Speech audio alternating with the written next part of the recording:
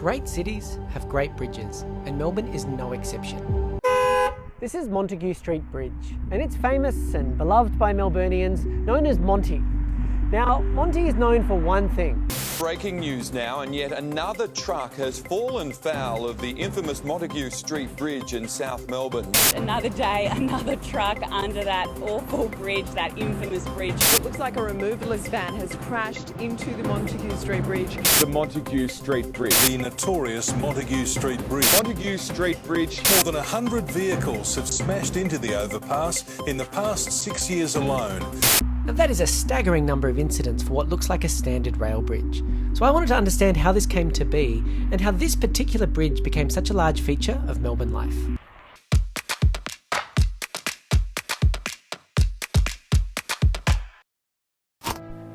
Built in 1914, the bridge was built for the railway line which connected Port Melbourne to the city.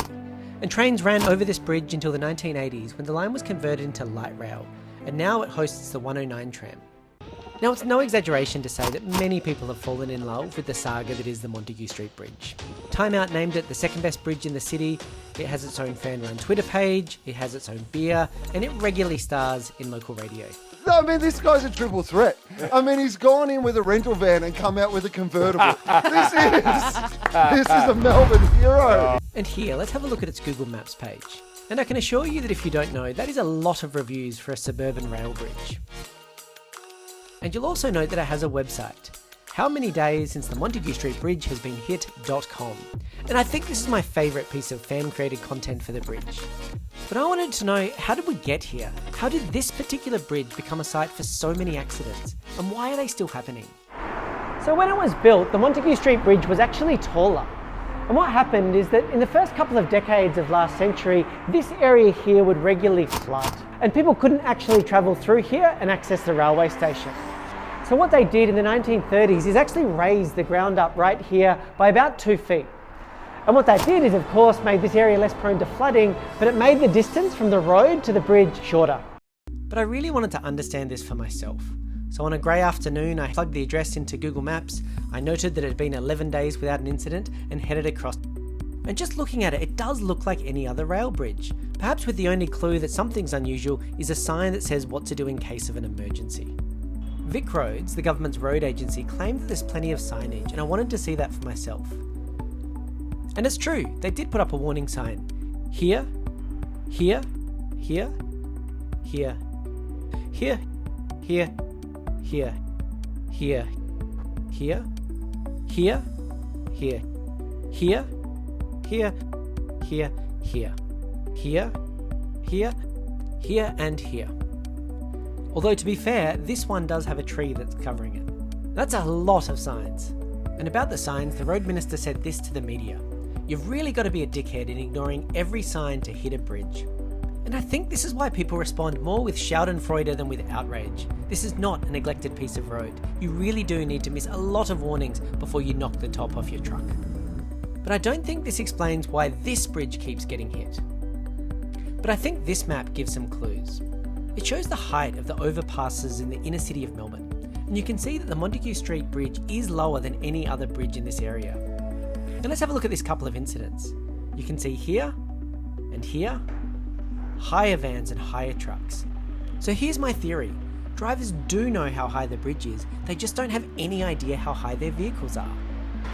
Renters, new drivers, these are people that are probably driving the vehicle for the first and maybe only time, and they just happen to choose one of the few roads where this is an issue.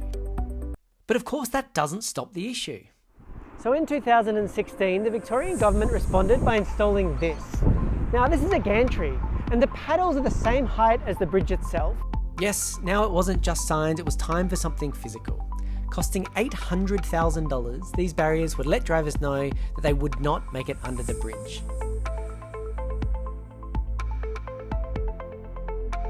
Premier named it Gandalf the Grey. It got not one but 2 feuding Twitter accounts, and this was it. This was the last option to solve it once and for all. This gantry and these big rubber ballards gives them quite a message that they're in the wrong place. Make no mistake, the Montague Street Bridge is pure evil. If anyone manages to get stuck under this thing after that, well, I give up. So had they done it, the road engineers, the government, the Premier, Or would this random truck driver be correct? I think it's a great idea, but if they're rubber, like I pointed out, I don't think they're going to make much difference. And I really think you know the answer. Truck has hit the Montague Street Bridge for the first time since new preventative gantries were installed last month. Can't go out, it's already I lost my job. Oh. You lost your job? Not really, just kidding. And as the Premier said, there's not many more options. Sydney has an amazing system that detects oversized vehicles and projects a stop sign on a wall of water, but if putting rubber on a stick costs almost $1 million, I have no idea how much that would cost.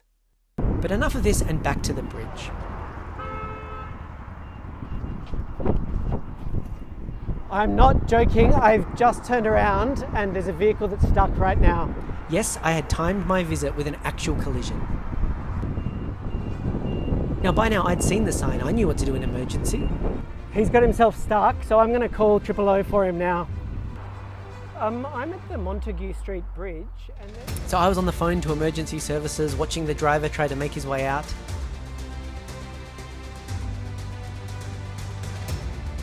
So I gave my details to the police.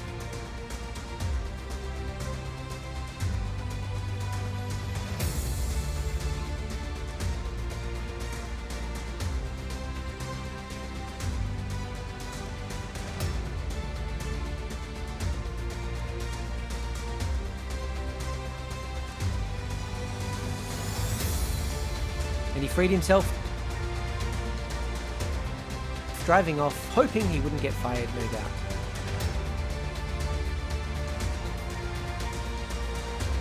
And the police were quick on the scene.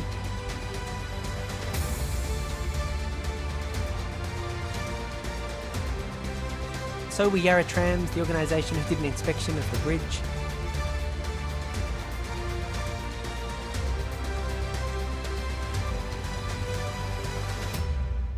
The police mostly thought it was funny that I was there to research this issue and watch an incident happen. And of course the bridge passed inspection. It's been almost a century of truck crashes, and to be honest, I think it might be a century more. If you do go and visit the bridge, I urge you to bring your phone so you can report any incidents. And by that, I of course mean to how many days since the Montague Street Bridge has been hit.com.